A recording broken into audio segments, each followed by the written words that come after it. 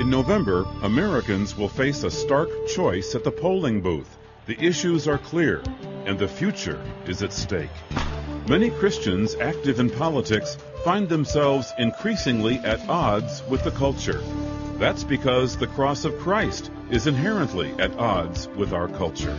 Today, we begin a series on why the cross can do what politics can't. Stay with us. From Chicago's Moody Church, this is Running to Win with Dr. Erwin Lutzer, whose clear teaching helps us make it across the finish line. Today, we begin an 8-part journey into faith, politics, and the essential mission of the church. Here is Dr. Lutzer with The Clash of Cross and Culture. I'm sure I don't need to tell you that the cross has always clashed with popular culture. Come with me to the year AD 410. Rome is lying along the Tiber River, majestically asleep. When the citizens awake that morning, they have no idea that traitors are within their gates.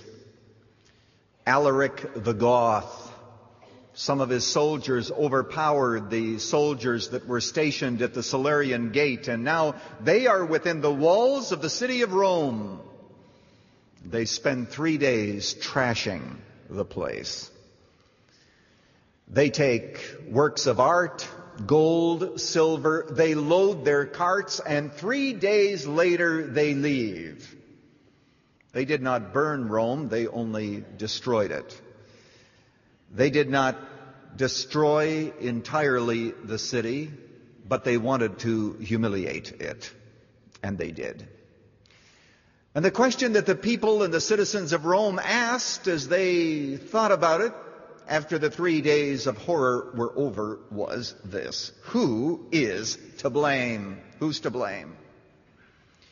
And most of the citizens of Rome said that it is the Christians who are to blame. Their God is responsible for this. Rome is the city of Christendom, and God did not take care of his own city and his own people. In order to understand why the Christians were blamed, we need to go back nearly 100 years before that to the year 312. Constantine is coming to Rome and about to conquer it, and he sees the vision, "In this sign conquer," and he assumes that this is the Christian cross. Marches his men to the river, has them baptized as Christians, and puts the cross of Christ on their shields, and then goes to battle and wins. Thanks to his influential and famous mother Helena, who urged him to make Christianity the religion of the empire, Constantine does, and by the next generation, the whole city of Rome and the Roman Empire is, quote, Christianized. The pagans resented it. They resented it. Some of them said, "We are going to continue to worship our own gods," and they did. Others said, "If we have to worship the Christian God, at least we can take some of our pagan practices and we can continue to worship those too." And that's where you have a lot of paganism coming into Christianity. Rome was pagan, polytheistic. They had a god. If you were to go on a journey, you were supposed to pray to that god. If you were to sell something, you were to pray to that god. Well, Christianity couldn't absorb all those different gods, but they accepted the idea that saints would now take over those responsibilities. And so many of the people who became Christians did so resentfully and only outwardly, and they were not genuinely converted. And now Rome had adopted this Christian God who did not defend them, and the pagans said, "Our God could have done a better job." In order for us to understand what really happened, let's put ourselves into the picture. Let us suppose that the religious right in America really got what they wanted: the criminalization of abortion, mandated school prayers. Let us suppose that we had a Christian Congress and a distinctively Christian president and a Supreme Court that acted in a Christianly way, and judges who gave Christian decisions. Let's suppose it were to happen, and in the middle of that, there would be an economic collapse.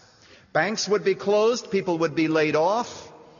What you would find is huge soup lines. Can you imagine what people would say? They would say, you Christians, you're the ones that wanted to take over America. And the minute you take it over, here's this economic crisis. And you told us, you promised us that if only you could have, quote, America back, then things would be different and righteousness would abound and God would bless this place. And look at what has happened, and it's your fault. Can't you just hear it? Believe me, it would happen. Now, in order to defend the Christian God, and in order to give some perspective to what happened, there was a man by the name of Augustine, sometimes pronounced Augustine, and he wrote a book. And you heard me tell you several months ago, it is one of the great influential books of all time, and it's entitled The City of God. The City of God. Augustine said that really, in order to understand this, we must see that there are two cities. There is the city of man, and the city of man goes by man's rules. The city of man lives according to man's standards, and as far as the city of man is concerned, it is what men build. It is the art and the buildings and the paintings and the sculptures and the beauty of Rome. That is the city of man. But there is another city. It's called the city of God.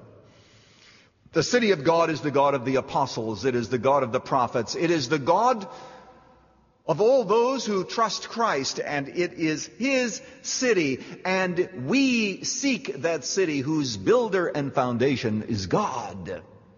And of course, because there are two cities, there are also two different kinds of citizens. There are those who became angry when Rome was trashed because this is their life. They are materialistic. They are filled with greed. Wealth and pomp and creature comforts represents all that they live for. And when that is taken away, they think that that which is most precious has been taken from them. But then there are Christians. And the Christians, they did not lose a whole lot when Rome was looted. And they didn't lose it because that's not where their heart is. They have treasure in heaven where moth and